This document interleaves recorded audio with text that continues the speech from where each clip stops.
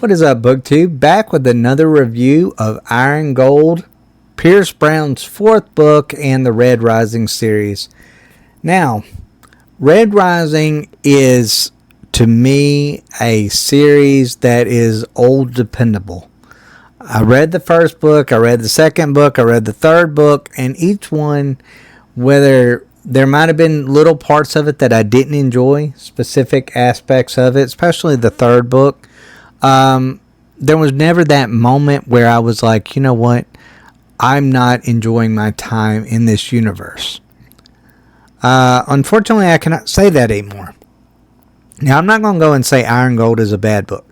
Iron Gold is not a bad book. Let me rephrase that again.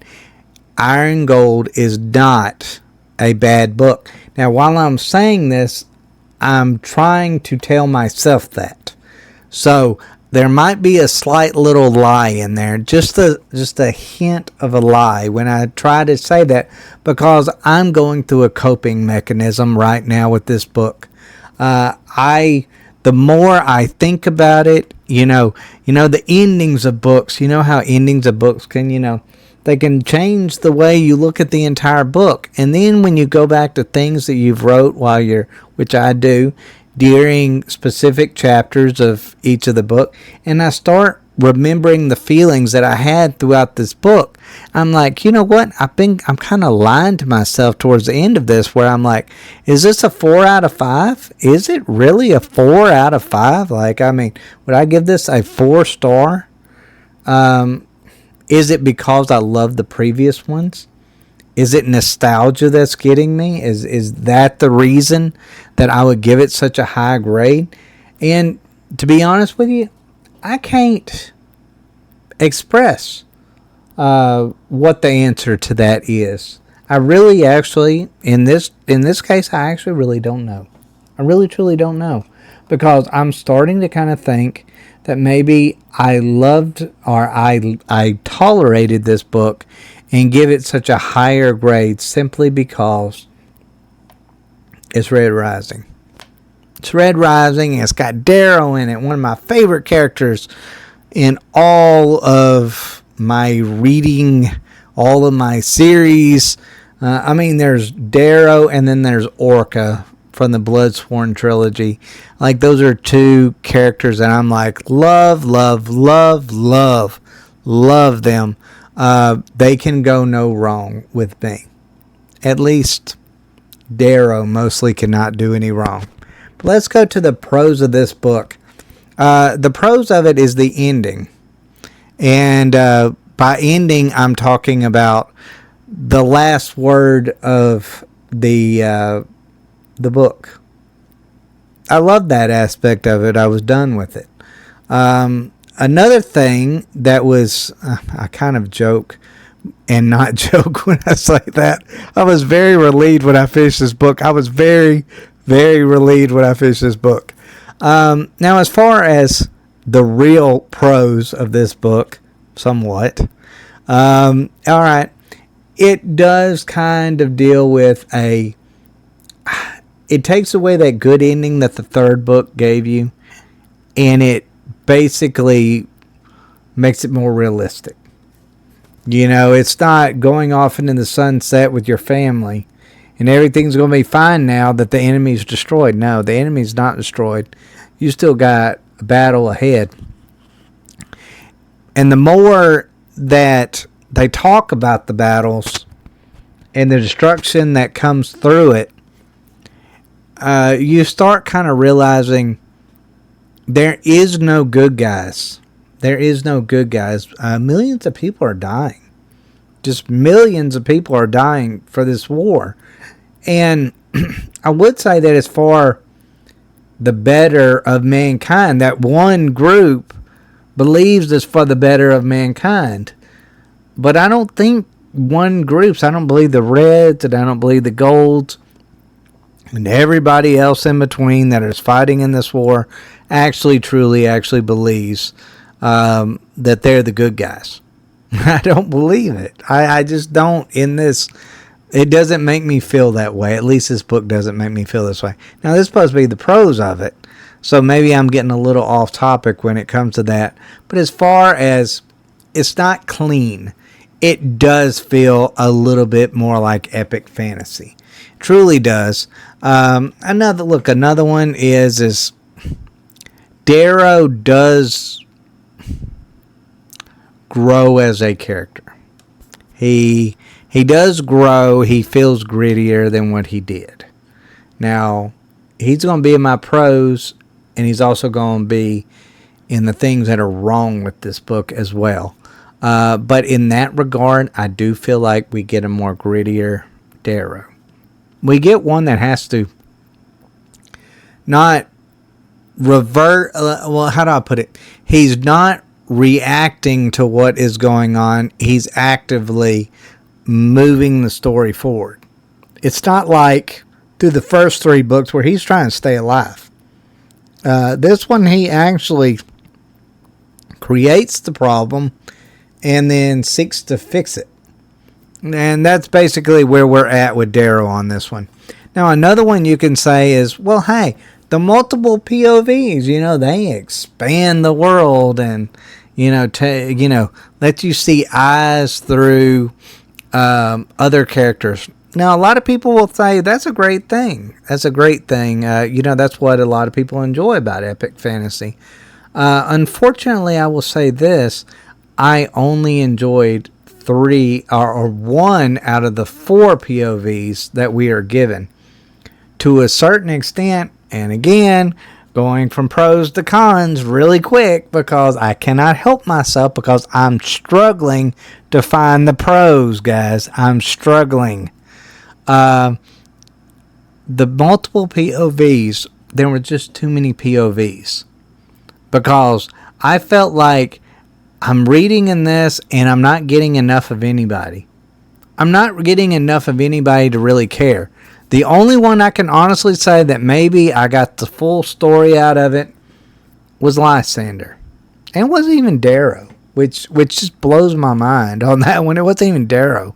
So no, I don't feel like Ephraim brought this delusionment that the story needed, and Lyria brought, this view of the Reds that was the Reds that were left behind or any of that stuff. And of course, Lysander is the grandson of the foe that was defeated, and he has to go live his life off with Cassius out in the unknown. That it brings these alternative perspectives that we really truly needed. I think maybe done right, it could have been done better. I believe if we were given characters that were given that we were more familiar with, I believe it could have been. I would have been totally fine if we would have been given, like one of the Raws or something like that. Like Romulus. I would have been totally cool if Romulus would have been a main character. That Dido, I don't even know how you pronounce her name, his daughter, or his wife, I would have been totally fine if she was, somebody who was a main character of it, because she played a very instrumental role in the story. Actually, an interesting role in the story. So I actually would have enjoyed most of this book being about the Raws. I actually would have enjoyed that. Unfortunately, that is not what we got. That is not what we got. So let me get through with the pros, because the only other pro that I truly can think about is if they would have spent more time on it, I did think that Dancer being over a rival group. You have Dancer on one side with, I believe it was the socialists or the ones for democracy or whatever, and then you had Mustang's side, and the kind of where that these two groups are trying to come up with a great thing with this republic, trying to amend or make amends to what the Golds left behind, the structure, trying to break it down and make it better for the people. But what you actually learn in this book is the Reds aren't prepared to lead. And to be honest, the Golds are not wrong when they try to say, we're made for this. Because to be honest, if there's one thing Iron Gold did teach me, at least this was the lesson that I learned from it, the Golds actually know what they're doing. Now, they might do it in a wicked, evil way, but it's not like the Reds don't do the same thing. Like, there is, you want to talk about the massive scope of this, you get millions are dying on both sides, and no one's giving a crap what is going on. They justify it, not, how do I put it? They justify it, but they don't do it from a moral sense. They do it from winners win and losers lose, and you don't want to be the loser. That's how it's justified. Now that's not really the moral aspect that usually drives many stories, especially with the good guys. But that's exactly where we're at. We are really at a Song of Ice and Fire kind of territory when it comes to different factions. Truly are. There is no good guys. There is no good guys. Not even Darrow's a good guy. In fact, Darrow, to a certain extent in this, I would say is kind of a monster. He really, truly is a monster. And he's a stupid monster at that, which breaks my heart to say that, but he truly, truly is. So, I guess as far as I can say on this one, if there's one thing that Pierce Brown was willing to do with Iron Gold, it was, and you can say it's a pro, you can say it's a con, I don't know. It's up to your preference. But you can say he was willing to take this Red Rising to an uncomfortable territory. Truly was. One that I specifically was not expecting him to do. So, another thing, before I get to the cons, which I feel like I've already been on the cons a lot. I'm really struggling to find the good side of things. But Lysander was a great addition. He truly was a great addition, and I do enjoy his character. But you know what he also kind of feels like a ripoff of? Darrow. Young Darrow.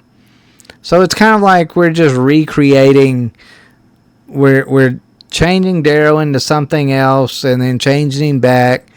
And then we're also adding a younger version of Darrow, which is Lysander, from the opposite side. So I'm kind of like, it sounds more original than what it technically kind of is. But now let's go to my favorite part of this book. The worst parts of this book. And by saying that, is only my favorite simply because it's the thing I can talk the most about. The pacing is undeniably slower. Truly is. Truly is. And at a lot of times, it feels very fragmented. It feels like it just doesn't fit together properly in a lot of ways for me. It truly does. It feels as though we're given information that isn't necessary or wanted. You know, there's a difference between giving us fluff of things, like too much of something, that you can say, well, if you were editing this, you could have cut this down, by like 15% or something along those lines. When you're writing a book, you have those moments. But there's a difference between giving the fluff and giving too much of the unwanted questions that no one was asking. And that's where I feel like this book suffered drastically. Like I said, a lot of it had to do with, we didn't need to see some of these perspectives. We didn't need to see that.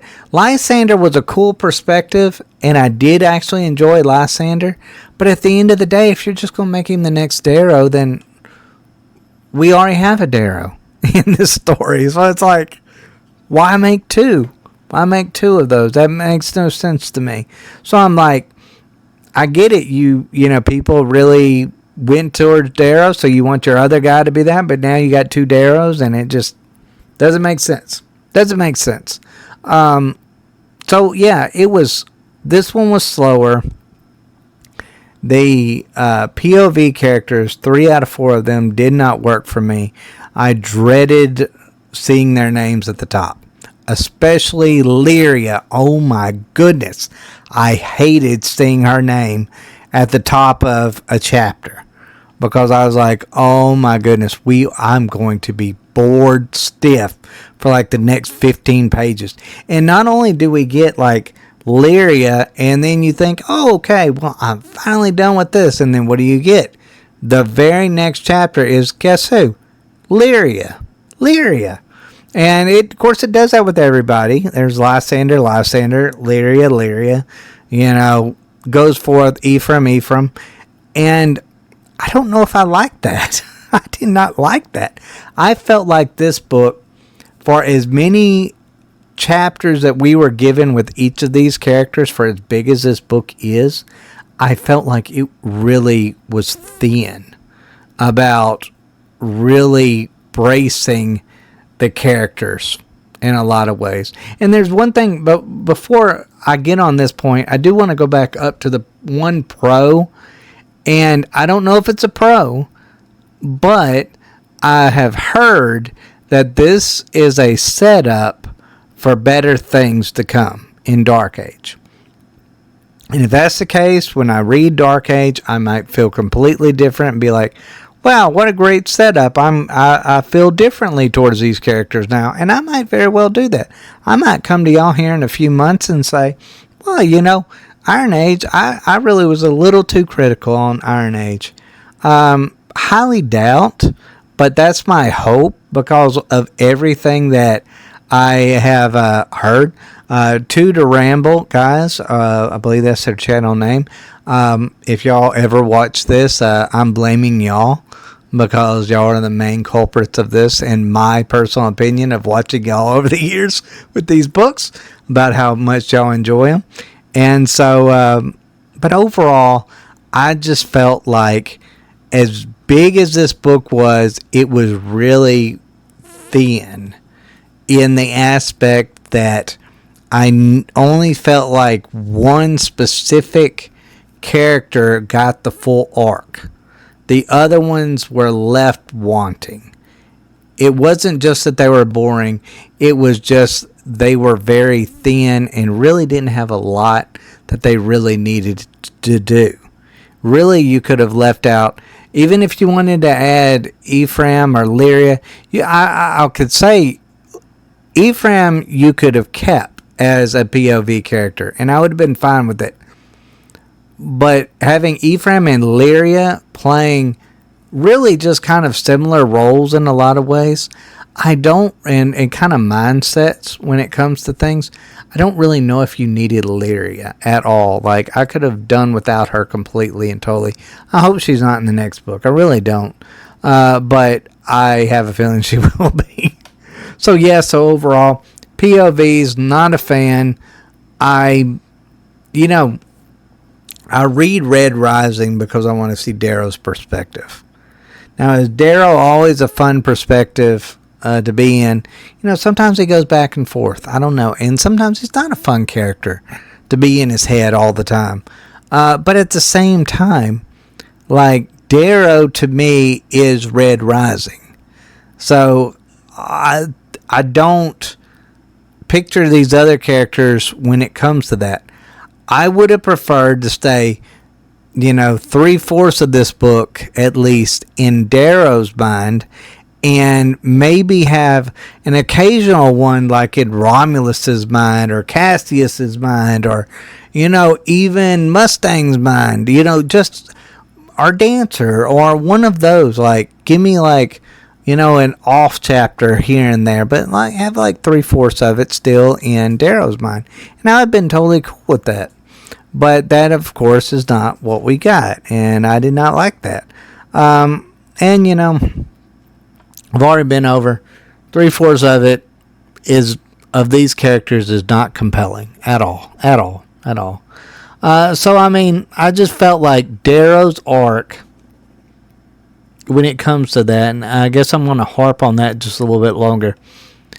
Darrow's arc, if there's one, I guess, good thing about it is he's not reacting to something as much as he's causing the problem that he's then having to react to. So he's the instigator. He's the instigator in this. But when it comes to Darrow on this one, this feels like the Darrow from book 1, not the Darrow from books 2 and 3. Because by the time we got to book 3, Darrow was a changed man. Darrow was a man who was war-weary, wanting to save people and spare his friends and spare lives, as many as he could. And then you get to book 4. And he's like, yeah, we did Iron Reigns and we killed millions of people, and so what? Just a couple million. He's like, I don't want the war to end. I want it to keep going. And all this. And he doesn't see the point on the other side of hey, too many people are dying, guys. We're talking about millions. We're not talking about a few hundred. We're talking about millions, whole worlds that are raised and things along those lines. And it just doesn't feel like the Darrow that we had in books 2 and 3. It does not feel like him at all. It feels like the one that we got at the very beginning of book 1. The one that was out for revenge. The one that was bent on destruction. The one that literally was about to off himself, blowing up most of the golds. That was a Darrow that I was actually expecting, but that's not that's not the Darrow that I was expecting in this book. I thought he had gone to growth. Instead, he's reverted back to his old self. Now, I'm not saying that's a bad thing. I actually enjoyed that Darrow more than I enjoyed the other one, but at the same time, it does kind of feel like a little displaced. In my personal opinion, it feels very displaced.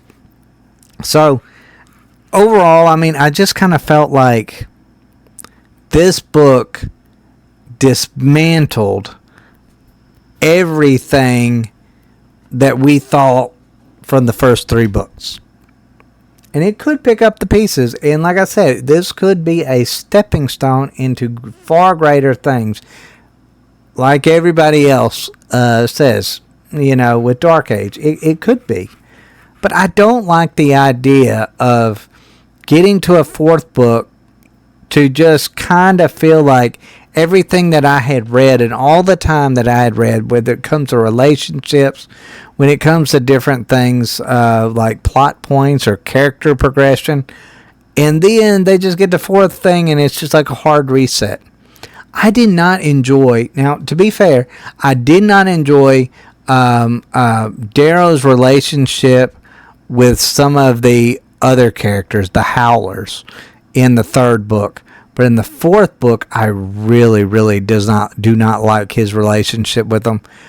He's so willing to kind of just throw them out there, to forget his friends in a lot of ways, to really put not just his friends in danger, but his friends' families.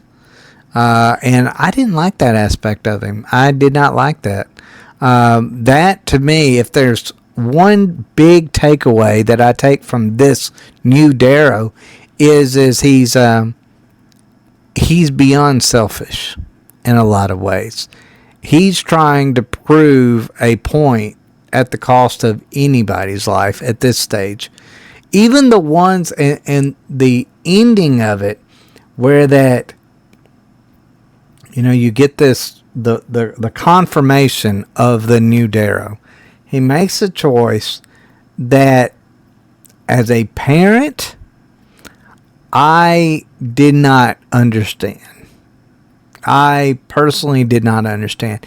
And it kind of bothered me. I get revenge narratives, but then at the same time, I'm like, revenge comes after confirmation of having to take revenge, and it felt like he was just in no hurry for that. He just wanted to go right straight to the other. That part actually kind of bothered me. That truly actually did. But overall, I felt like there was large swaths of this book where nothing went on.